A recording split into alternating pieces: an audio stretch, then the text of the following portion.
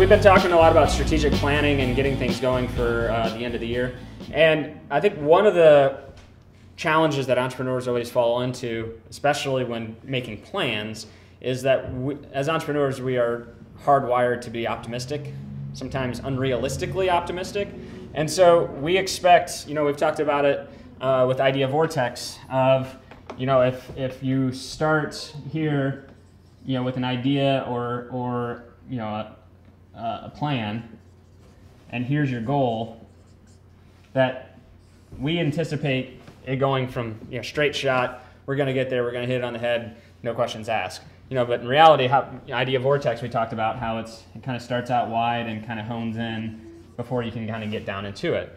And so what ends up happening a lot of times, though, is as we're kind of swirling up here, you can oftentimes get disheartened to the point that you think that it's not working, and it's not working as easily as you thought, so you just quit, as opposed to continue to iterate. And a lot of the same phenomenon happens, as an analogy. I read a book a while ago called Flight Plan by Brian Tracy. And so in that concept, it kind of talks about how, if the airplane takes off from the runway and wants to land on the runway, then, realistically, same concept, that the fastest you would think would be A to B, but, in flight, because the curvature of the Earth, it's faster to go up into the air and then back down. But in reality, it's not even this, because essentially, if you went from A to B in one straight curvatured line, that would be the same thing as here. But in reality, it's kind of a series of consistent course corrections along the way. They say that an airplane is actually off course 99% of the time between starting point and landing point. And when you think about it, it makes a lot of sense, because even like in this analogy here, at really at no point, because even when it crosses the line, if this was the projected path, but you cross the path this way, you're still technically off course. So really the only time that you're on course is here at the beginning and hopefully here at the end. And so what you need to keep in mind is that it's not about 100% executing what the pre-flight plan was, but it's about knowing where you want to get to, and as things happen and kind of throw you off course, what you know that you need to kind of readjust and kind of come back on course, and then you overcorrected, so come back on. And if we want to tie it back even a little tighter to the analogy, so imagine that this is on the top here, so if this is what we're trying to do, in reality, it's probably more like, and then it kind of hones in over time. And so this kind of brings in both the idea of vortex, but what other whiteboard wisdom does this bring in? Does this remind you of? Frequencies. Right, so the frequencies of when you're creating systems. Because we talked about and how to develop systems, that at first you have really wide swings with high kind of off the chart from where you want to go, and then you kind of hone in over time. And it's the same thing with strategic planning, is we want to go from here to here, but in reality it's more like this. And so the important piece is, a perfect example is the marketing of Whiteboard Wisdom specifically. We are seriously kind of in this zone right now, because this is a new concept of marketing content. And so we're going to try lots of things with varied success. Some things will work, some things won't. But what we need to be looking for are what are the couple things that were here, here, and here along the journey that did work, and we can reapply those lessons later on to make sure that we're always coming back towards center and really focusing on how we can get to our ultimate goal, is to make sure that entrepreneurs find, share, and learn from these kind of concepts. And so the important part to remember about all of this is not to get too down when things aren't working at first and at the beginning. And the same things are going to happen with annual plans. It's kind of like those New Year's resolutions. It's not coincidental that strategic planning for businesses happens around the same time as New Year's resolution planning. And so a lot of times what businesses with and entrepreneurs that don't have a ton of experience, when they're going through this whole phenomenon, when they start getting up into these big waves, they just kind of throw in the towel, and that's kind of like, so up here is January when the gyms are full, but then come February, they're empty. But real success in both in fitness and also in business comes from still being at the gym in December. And it's about that stick-to-itiveness and about staying with it and staying focused on what the ultimate goal is. And that's where real perseverance comes into play, because when it's up here, it's really hard.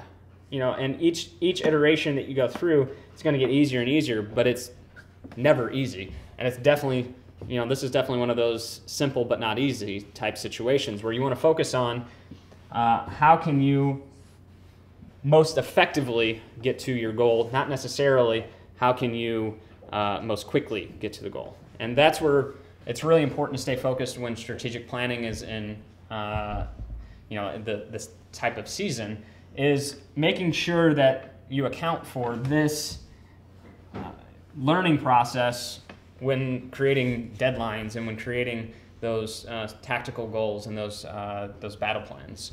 And so that's where, as we all get into our planning, we've got a retreat coming up next week, we need to make sure that we keep this in mind, and then also making sure that we're not getting off the treadmill just because one thing didn't work or we had an extra slice of pie at Christmas. So it's really important to stay focused on the end prize and really persevere through all those challenges. So where else have you guys seen something like this play out? Where else have, maybe inside of goBRANDgo, maybe with another client, where have you seen where A to B is kind of shrouded in a cloud of things? I think our social media, the whole content department creation and the whole management of social media went through that entire process, and now it's gotten really honed in. If you look at where we started with Tell the Tire to where we're at now with Booksource and BMI, it's completely different. Yeah. So as we've developed new departments, like Brandon mentioned, social media specifically, when it first starts out, we're trying lots of new things. It would have been easy for us to, when it didn't work the first time as well as we had hoped, to just be like, nope, this won't work, moving on to something else. But we stuck with it to the point now where we're really, the content team's, rocking it and developing some awesome campaigns and doing a great job for our clients. So yeah, that's a good point. This is kind of the path that hosting's going down, and because we do have a goal, and it's definitely been up and down, and now we're starting to see how to hone it in a lot more, and that's the goal we're going to have, is to hone it in for the next month here. I think on that, even what's funny is that to see, because like the way you see it now is probably all of that, but the way we see it is honed in. Yeah, we see it as about here. Yeah. So perspective. Our goal is to take it down to that. Yeah. So perspective is interesting, but further credence to this, if you're always honing in further and further and further. Yeah. Development kind of probably the same way, for sure. Yeah.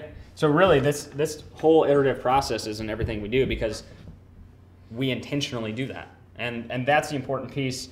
And what I wanted to make sure that we point out is, because we push innovation so hard, we're consistently going to have this process. So don't be deflated when something doesn't work out at the gate. Take that as an opportunity to learn from and see it as what it is just one iteration, that there's lessons to be learned and to draw it in from, and to continually make course corrections back to that center point with the end goal still in mind. So that's the big takeaway, is not to get overwhelmed or deflated or discouraged by things not working out of the gate.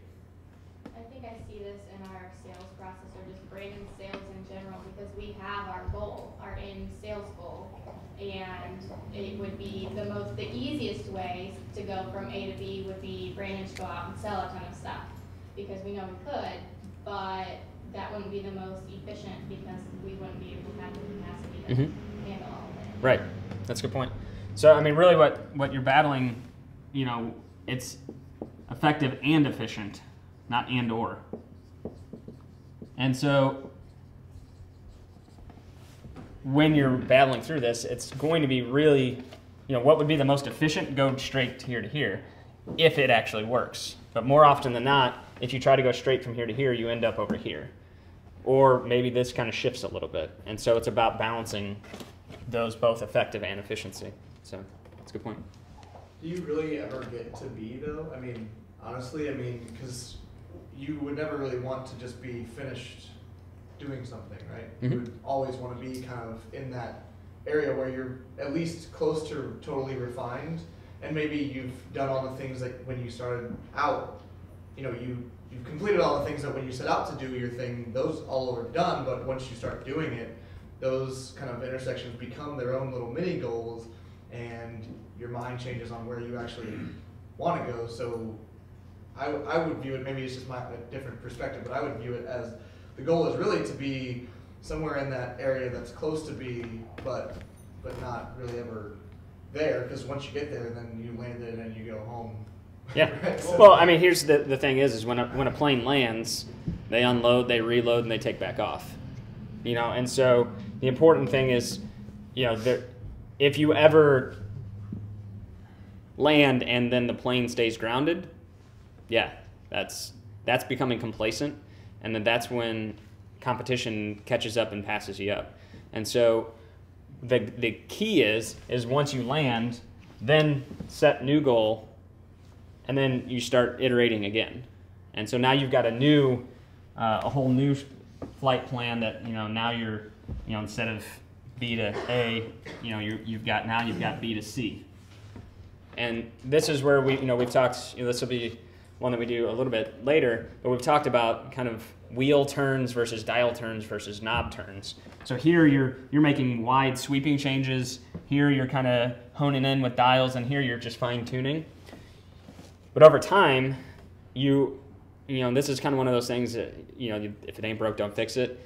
There's another saying that if it ain't broke, break it to fix it again. So there's times where you want to look at something that's a finely tuned system, break it down, and because at that point you've become blind to big sweeping changes, and because all you're focusing on is fine tuning, and so you want to make sure that at some point you step back kind of two perspectives and can make a wide, big change and then restart that whole process again.